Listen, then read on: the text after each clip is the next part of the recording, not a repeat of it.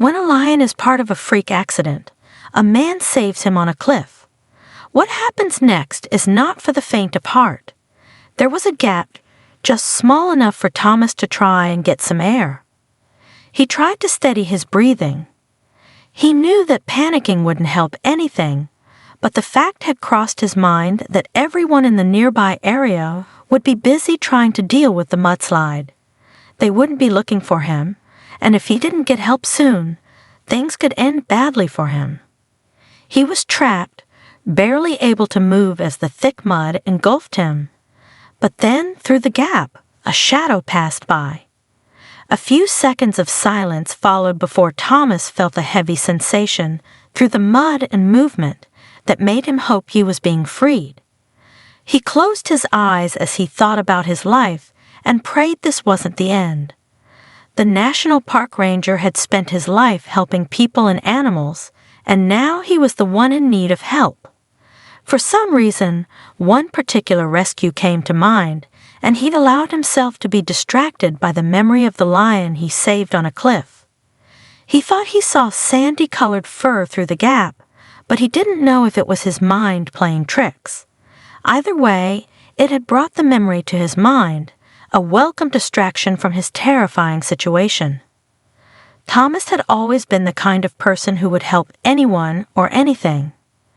Becoming a national park ranger had been his dream since he was a child, so the day he got the job was one of the happiest of his life. Soon, the young man found himself not only a fierce protector of the animals and environment he worked in, but also a loyal friend to the people he worked with. The national park was his life, and he'd find himself staying there long after his shift had ended, either wrapping up bits of work or lending an ear and giving advice to his friends. Everyone always remarked on how he was one of the kindest people they'd ever met. It warmed the young man's heart to know he was doing good in the world. The animals in the national park had protection and safety, but they were still allowed to live as they would in the wild.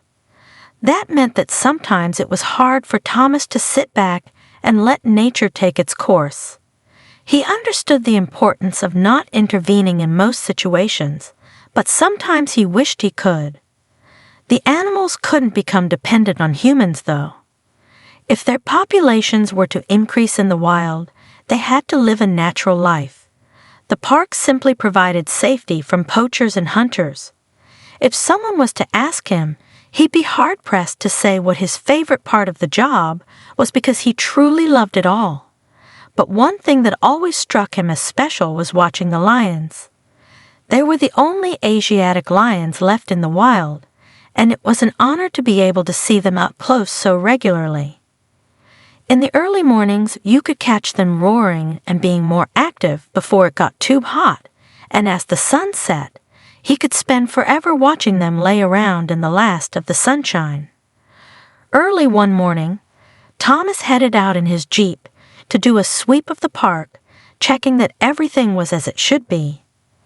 The national park was so vast that the rangers usually got assigned a specific area to check. Today, much to his delight, Thomas was around the cliffs where one of the largest lion prides lived. They loved the mix of rocks and ledges where they could jump around or lie down. Even though he'd been doing this job for a while now, there was always something breathtaking about seeing a lion at the top of the cliff surveying its land.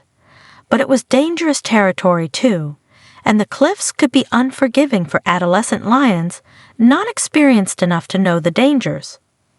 He'd never witnessed it himself, but he'd heard stories from some of the older rangers of lions getting into trouble on the cliffs. He knew the extremely dry weather they had been having didn't help either. In the intense heat, the floor would often crack and pieces of the cliff could easily crumble away. Thomas checked his watch. He had a few minutes to spare. He was happy because that meant he could pack up and watch the lions for a little longer before moving on to his next job. The sun was just starting to peek over the cliffs, and he noticed a few lions just waking up near the top. This particular pride had a few adolescents, and Thomas was happy to see they weren't up on the cliffs alone. He smiled as he watched them stretch out and start to roam around. At that moment, there was nowhere else in the world he would rather be. But suddenly, he noticed something that turned his joyous, peaceful moment into a terrifying experience. A few of the younger lions were playing close to the edge, and Thomas could see some of the rock crumbling and tumbling to the ground. The weather had been extremely dry recently, and he couldn't remember the last time they had rain. He watched as piles of rubble and dust broke from the cliff edge and cascaded to the ground, and he prayed that the pride would notice what was happening and call the lions back. Thomas breathed a sigh of relief when one of the older lions stood up and began to call to the playful teens. His relief was brief, though, as everything was about to go wrong.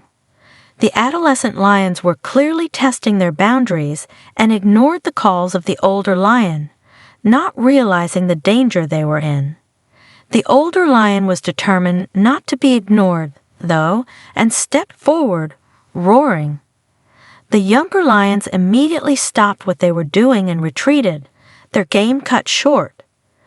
All the movement had further disturbed the already crumbling cliff edge, though, and Thomas watched in horror as the lion slipped over the edge, a cloud of dust surrounding him. The lion was just about managing to hold on, but if something wasn't done soon to help him, he'd be following the pile of rocks that were currently plummeting to the ground. Thomas grabbed his radio and immediately called for help, explaining the situation. This simply wasn't one of the times where he could let nature run its course. He had to save the lion. He started up the jeep and drove closer to the cliff. He needed to be extremely careful, but he also needed to drive the pride away to rescue the lion without putting himself in danger. Beeping his horn and revving the engine, he hoped his tactics would have the desired effects without him getting too close to the cliff. Thankfully, the pride was relatively small, and as soon as one lion moved away, the rest followed. With the area cleared, it was time to get to work. Thomas knew that backup was on the way, but he couldn't afford to lose a single second. Grabbing ropes from his jeep, he jumped out and tentatively stepped towards the cliff. He could see the lion thrashing around and struggling in an attempt to pull himself up. He began to uncoil the ropes, knowing they were the only way he'd be able to pull the lion up to safety. Just as he finished untangling everything, he heard the welcome sounds of the other jeeps behind him as more rangers ran up to help. Tying the ropes around the lion, they all pulled collectively to hoist the lion up. It wasn't an easy task, given the lion's weight and the unstable nature of the cliff. The lion was now only secured by their ropes, having let go of the cliff edge. It was just dangling in midair. They had to muster all of their strength to save the poor animal. Thomas took the lead and rallied everyone, counting to 3. They all pulled as hard as they could. Much to the young ranger's delight, their efforts finally paid off, and the lion emerged back over the cliff edge. But now they were face to face with a scared adult lion, fully awake and fully powerful. His behavior could be unpredictable. As the other rangers backed away, Thomas looked the lion in the eyes, and it was almost like he understood that the man in front of him had just saved his life. There was a trust between them, so as the lion lay in the grass, breathing heavily from the shock and exhaustion, Thomas began to unfasten the ropes, not once fearing for his life. The other rangers looked on in shock at what he was doing. But it wouldn't be the last encounter between Thomas and the lion. And what happens next is not for the faint of heart. Saving the lion from the cliff was a moment that would stay with Thomas forever. Each day he headed out, though, he felt a continuous disappointment of never seeing the lion up close again. Since the incident, the big cat seemed to have become a little more reclusive, and in an area as vast as the national park, there was always somewhere to hide. Months passed, and soon the mood in the park took a shift as everyone started preparing for monsoon season. They desperately needed some rain, but monsoons came with their own problems, and flooding, destruction of habitats, and landslides were just some of the issues the rangers had to deal with while trying to protect the animals and the landscape. Of course, there was always the worry that the heavy rains would impact the rangers' homes too. So when the rainy season arrived, it was a time of high anxiety as they battled to preserve the park while not knowing what was happening to their own families. Thoughts of the lion rescue were at the back of everyone's minds. When the rain hit, it came thick and fast. Although it happened every year, it was never easy to deal with. Some years were worse than others, and in just a few days, Thomas could tell it would be a challenging few months battling the elements. The park had taken on a whole new look with the arrival of the rain. The watering holes were quickly filling up. The once dried grass was now lush and green, and new flowers were springing up. It always amazed Thomas that something so destructive could also make something so beautiful. He would soon know better than anyone just how dangerous the monsoon season could be. Navigating the park became more and more difficult with each day that more rain fell. The ground was becoming boggy, and the jeep struggled through the mud. The watering holes were now overflowing and flooding, and nests and dens for some of the animals that inhabited the park had been washed away. Thomas squinted through the rain as his wipers worked overtime on the jeep, never really wiping away the fat raindrops.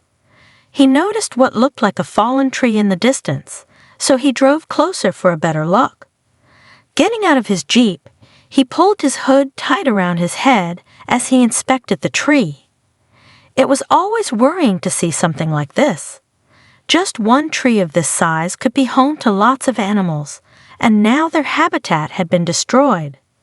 Suddenly, Thomas was pulled from his thoughts by a rumbling sound that seemed to vibrate through the ground beneath him.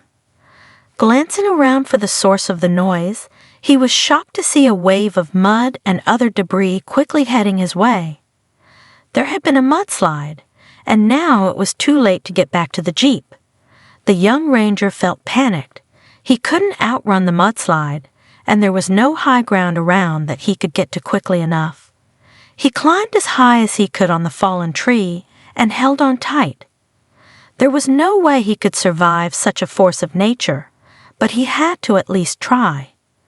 As the mix of mud and water hit him, he felt like he was drowning. He gripped tighter onto the tree so as to not get carried away. As the flow of the thick mud slowed, Thomas felt relieved that there was still a small gap to breathe. If he wasn't found soon, though, his small gap would mean nothing. He focused on his breathing, knowing that panicking didn't help, but deep down, he knew everyone would be busy dealing with the mudslide. It would be a while before they noticed he was missing. Through the gap, he could see the rain was easing. The thick mud felt heavy on his limbs, and he couldn't move.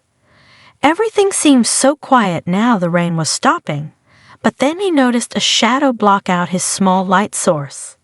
He felt sure his mind was playing tricks on him, but he could have sworn he'd just seen a flash of sandy-colored fur. Thomas could feel a heavy sensation above him now and a movement through the mud. He prayed another mudslide wasn't coming, and he closed his eyes, trying to block out the negative thoughts. But as more time passed, the young man realized he could hear more sounds, almost as if the mud was being cleared away, and he was slowly gaining his freedom. The sound of panicked voices followed by a spine-tingling roar filtered into his mud prison, and he dared to hope that help had arrived. But would anyone know he was stuck? He imagined his jeep had been washed away, so how would anyone know where to look for him? He heard the roar again, and this time there was no mistaking it. There was a lion close by. Suddenly, someone called his name, and although he couldn't respond, he felt tears coming to his eyes. Someone was close by. There was hope after all. He'd spent all these years helping others, but now he was the one in need of saving. As more light began to filter in, Thomas looked up to see the welcome faces of some of the other rangers. They'd found him and were digging away the mud. He still wasn't sure they'd even known where to look, but he was just grateful to have survived the terrible experience. As he was pulled from the mud, he didn't know whether to laugh or cry, but when he saw a tired lion coated in mud with rainwater dripping from him, Thomas instantly knew that he was once again face to face with the lion he'd saved on a cliff. He stared in disbelief as he tried to piece all the pieces of the puzzle together. One of the rangers wrapped a blanket around him and led him to a nearby jeep. As he watched the lion disappear behind him, he couldn't find the words to ask the questions he wanted answers to. He was still in shock, but once he was cleaned up, the other rangers began to fill him in. At first, they insisted that Thomas should go to the hospital, but luckily, aside from a few surface-level cuts and bruises, he felt fine. He was just shaken by the incident. The other rangers told him they had heard the thundering sounds of the mudslide and had waited until it passed to head out and survey the damage. They'd split up into teams, but shortly after, they'd all received a radio call with the most odd message. One of the team had spotted a lion frantically digging through the mud and figured it was trying to rescue a member of its pride. It was only when they started to clear the mud that they realized it wasn't another lion that was trapped. It was Thomas. The ranger couldn't believe it. Never had he imagined that the lion he'd saved from the cliff would one day repay the favor. There was no doubt in anyone's mind that if they hadn't seen the lion trying to rescue Thomas, no one would have known where to look for him. The young ranger couldn't bear thinking about what would have happened to him. He owed his life to the lion, but would he ever see him again? As much as he didn't want to, Thomas was forced to take a week off work to rest and recover. By day 3, he was driving back to the national park in his uniform. He couldn't sit around at home when he felt fine, and there was such a big cleanup operation to get on with. No sooner had he entered the national park than he spotted a familiar face. The lion was lying in wait under a tree, watching Thomas curiously. He stopped his car and wound the window down to properly look at the lion. All the mud that had coated its fur on the day of the rescue was gone, but it was definitely him. He watched Thomas drive along the road, then got up and stretched before walking away, as if he was satisfied that the ranger was okay. From then on, the lion who had needed saving from the cliff was no longer a recluse. Saving Thomas seemed to have brought back the confidence he lost in his own accident, and the ranger regularly saw him around the park, much to his delight. They'd saved each other's lives and would always have a bond that transcended species. Without each other, they probably wouldn't be around anymore, and they would be forever indebted to one another.